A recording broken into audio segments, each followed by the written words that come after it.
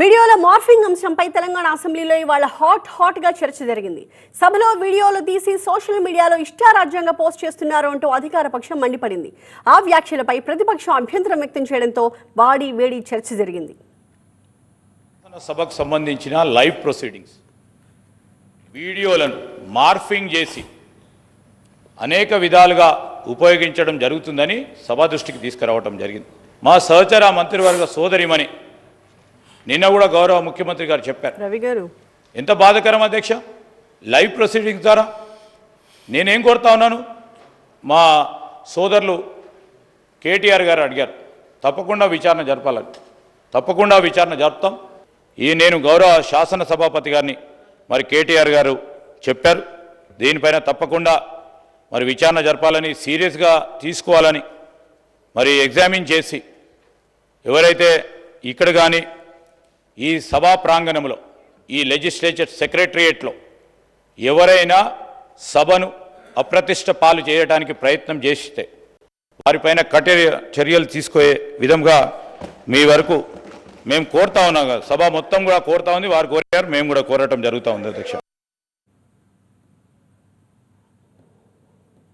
Assembly వీడియోలను morphing చేసినా trolling చేసినా తీవ్రంగా పరిగణిస్తామని చెప్పారు స్పీకర్ గడ్డం ప్రసాద్. వీడియోలను మార్ఫింగ్ చేసిన వాళ్లపై కఠిన చర్యలు తీసుకుంటామని సభలో ప్రకటించారు. అసెంబ్లీ ప్రాంగణంలో కానీ అసెంబ్లీ హాల్లో కానీ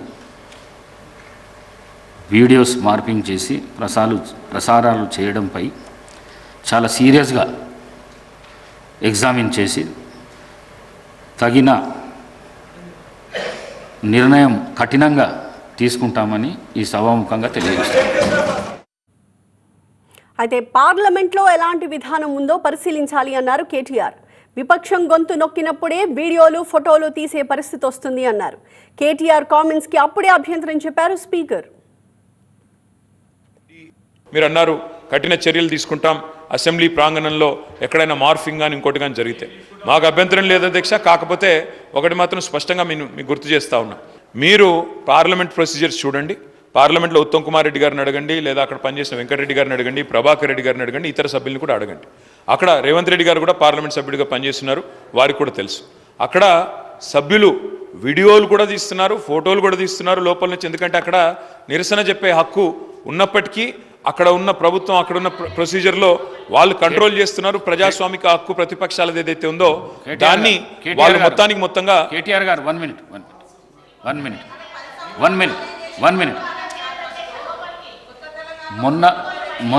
మొన్న హాల్లో తీసిన వీడియో ఏదైతున్నదో మీకు మేము పంపిస్తాము.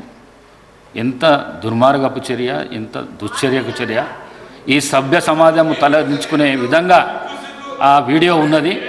ఆ వీడియోను పంపిస్తాం, మీరు చూసినాక మీరు మాట్లాడండి. స్పీకర్ సార్, సభ బాగా నడవాలి అంటే ట్రెజరీ బెంచెస్కి ఓపిక ఉండాలి. ఎందుకంటే ప్రతిపక్షాల తరఫున తప్పకుండా మేము మాట్లాడాలి, ప్రజల తరఫున మాట్లాడతాం, కానీ ట్రెజరీ బెంచెస్కి ఓపిక ఉండాలి. ఇవాళ ఫ్రస్ట్రేషన్ ఎవరికుందో కనబడతా ఉంది మేడం. ఎందుకంటే ఇక్కడ ఏం మాట్లాడకుండా కూర్చున్న మా అక్కల మీద నోటికొచ్చినట్టు మాట్లాడింది ఎవరో చూసాము, నోటికొచ్చినట్టు నోరు పారేసుకున్నది ఎవరో చూసాము. ఆ తర్వాత కూడా మేము ఇక్కడ నుంచి పోయిన తర్వాత కూడా నోటికొచ్చినట్టు మళ్ళీ దూషించింది ఎవరో చూసాము. ముందేమో అక్కలు ముంచుతారన్నారు, ఆ తర్వాతనేమో అక్కలను మేము ముంచుతామని మాట్లాడింది. 5 నిమిషాల్లో ఊసర వెళ్ళి రంగులు మార్చింది. పార్లమెంట్లో అయినా అసెంబ్లీలో అయినా ఫోటోలు వీడియోలు తీయడం నిషిద్ధమన్నారు మంత్రి ఉత్తమ్. ఆరోపణలు వచ్చిన సభ్యుల్ని సెషన్ మొత్తానికి సస్పెండ్ చేసిన సందర్భాలున్నాయని చెప్పి గుర్తు చేశారు. గౌరవ సభ్యులు కేటీఆర్ గారు మాట్లాడుతూ పార్లమెంట్లో సభ్యులు ఫోటోలు కానీ వీడియోలు కానీ తీసుకోవడం అనుమతిస్తుండొచ్చు అనే విధంగా వారి భావన వచ్చింది. నేను చాలా స్పష్టంగా చెప్తున్నా,